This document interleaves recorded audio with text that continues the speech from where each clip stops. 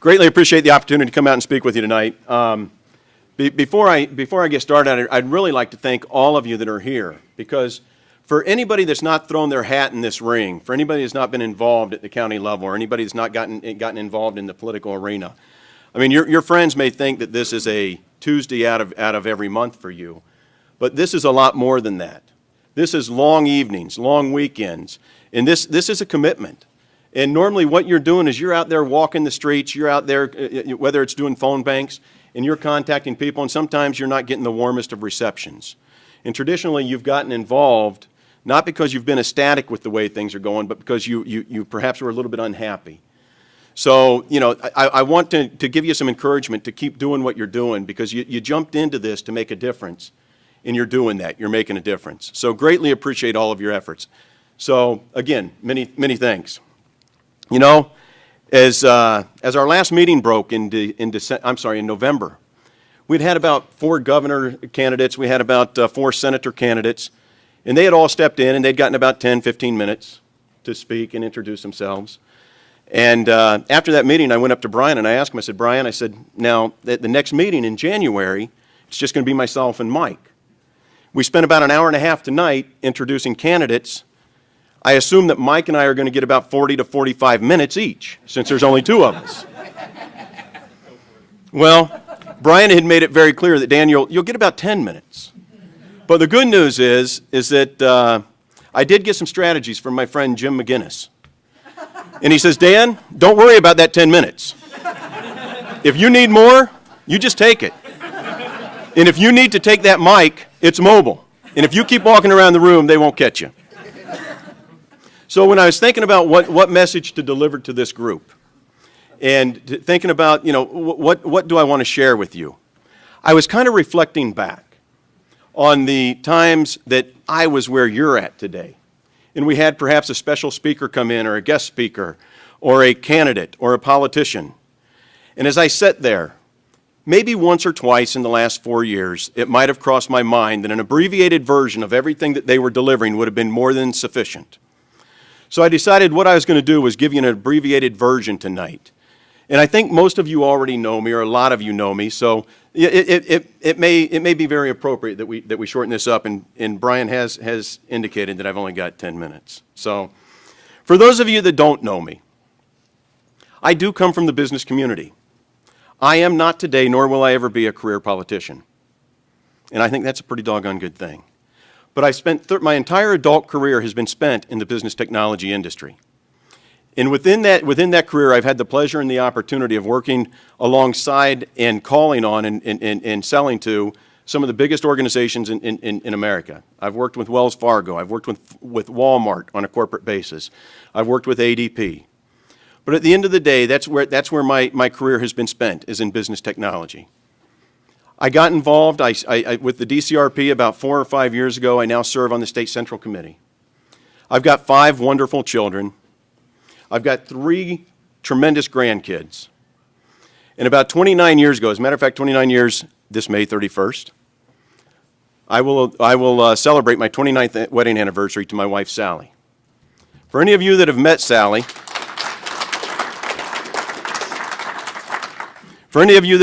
Sally, you will come to the very quick conclusion that I married way over my head.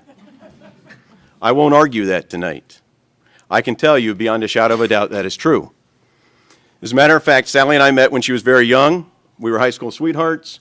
I convinced her I had a lot of potential. She bought it, and she's very patient. 29 years later, she's still waiting. So I share that with you. I share a little bit of my personal life with you because I want you to understand one thing. The purpose of me pursuing this office in this political arena is not for political, professional, or financial gain. I would be much better served, and I would be much better off to stay exactly where I'm at, and in about 10 to 12 years, ride off into retirement and enjoy the time with my family. And I'd be very passionate about that. I serve because I seek to serve because I'm concerned about the direction that this country is headed. I am very concerned about what's coming out of Washington. So I seek to go to Washington with a servant's heart. So as we look at this, I've been a conservative all of my life, and I've been true and loyal to those conservative values and principles. But what we're starting to see coming out of Washington is an indication that there are some within the conservative Republican Party that seem to be having an identity crisis. And friends, that's creating a crisis of credibility. And I would make the case tonight, that it's time to stop sending career politicians to Washington that campaign as conservatives,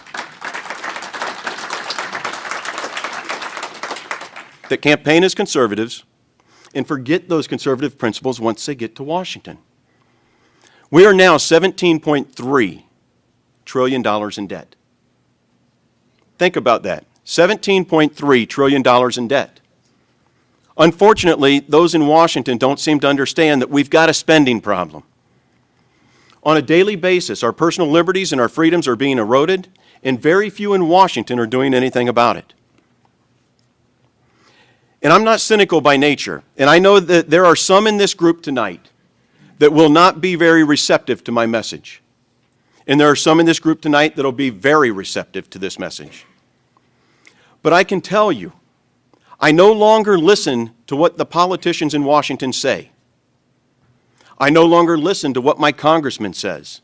Instead, if I'm going to be a fair observer of what they're doing, I watch how they vote. I watch how they vote. Because when you listen to what they say, it's quite interesting when you compare it to how they vote. And let me give you an idea. This is information, and this is campaign material coming from Congressman Terry's campaign. And this dates back over several election cycles. U.S. Representative Lee Terry is a leader when it comes to the fight over spending. Very simply, the federal government's spending and borrowing too much. We're in agreement. Another election cycle. Lee Terry believes the federal government spends too much, taxes too much, and is carrying too much debt. And Lee is the only candidate who will continue to oppose wasteful spending and fight to lower our debt. Lee Terry has always opposed wasteful spending. It's Nebraska common sense. Lee Terry is leading the fight to set real priorities in Washington and stop spending our children's future. Friends, I take this one very personal. I'd shared with you that I've got 3 grandchildren. Each one of those grandchildren right now are carrying a debt burden of $55,000 as their share of the national debt.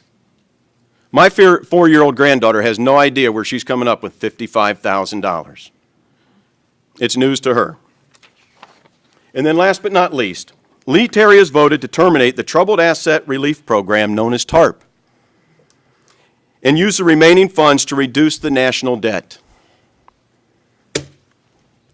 Congressman would not have had to vote to terminate TARP had he not voted to pass TARP. Friends, at some point in time, what you say on the campaign trail has got to reconcile with what you deliver once you get to Washington. Again, if you watch how the congressmen and the politicians vote, it tells you far more than if you listen to what they say. You cannot continue to run as a fiscal conservative and vote for big government legislation like TARP, cash for clunkers, bailout after bailout, debt ceiling increase after the debt ceiling increase. Some of you may remember on April 26, 2011, Congressman Terry was our guest speaker that night. The hot topic of the night, and the topic being most discussed, was a pending debt ceiling increase. And Congressman Terry had made it very clear, as the members of the dcrp had made it very clear to him, Congressman, when you get back to Washington, we want you to stand fast. We want you to be true to the conservative principles on which you ran. We want you to fight spending. We do not want the debt ceiling increased. Congressman's response was, I've already spoken to John Boehner, and I told the Speaker, don't count on me to pass this legislation. Do not count on my vote. I'm not inclined to vote for it. You're going to have to pull a rabbit out of a hat. I took the opportunity. I asked him, I said, Congressman, we're concerned you're going to waver. Can you please tell us what that rabbit looks like? The congressman had made the commitment. He says, I will not vote to pass that debt ceiling increase unless it comes along with a Paul Ryan budget, not to be confused with the Ryan Murray budget, the Paul Ryan budget, or a balanced budget amendment. Now, I've got to tell you, I thought we were making progress. I was good with that. It was progress. Unfortunately, just a few short months later, the congressman voted for the balanced budget control, or for the Budget Control Act in August of 2011. It increased the debt ceiling, it gave us the failed supercommittee, and it gave us a sequester.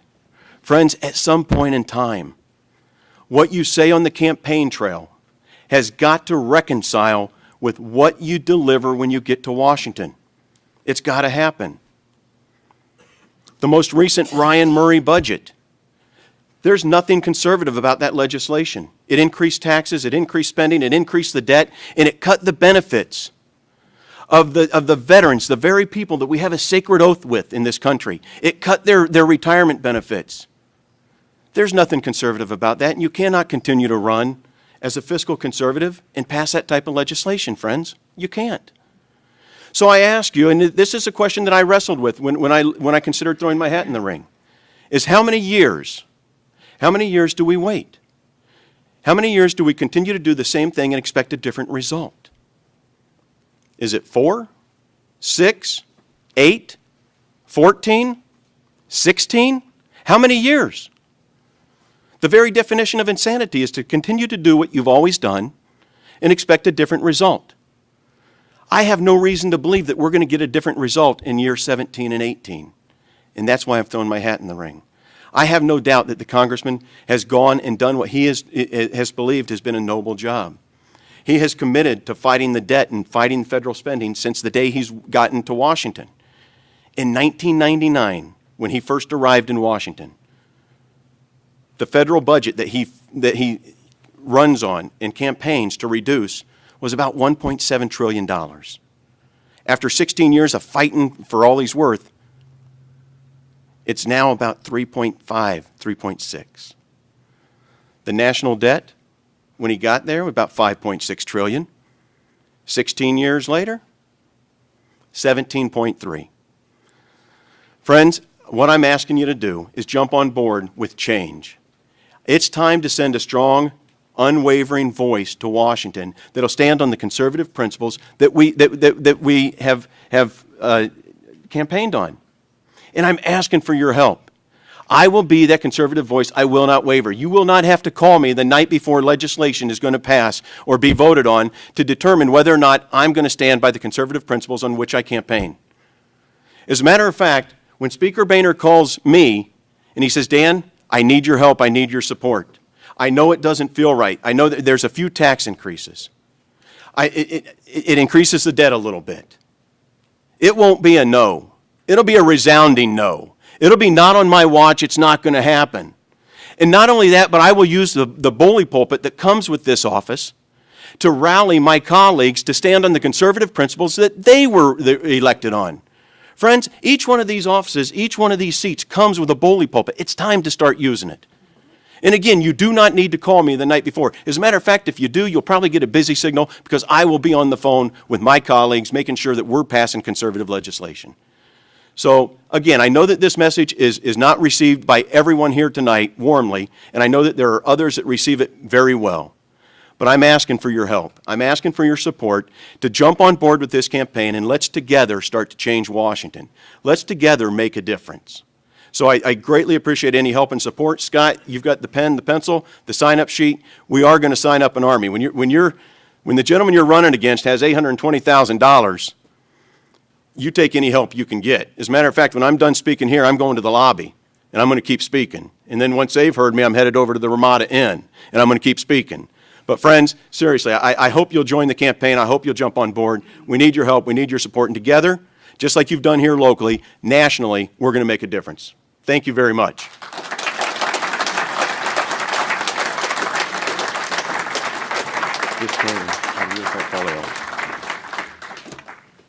Thanks, Dan. Thank you. All right, and our next speaker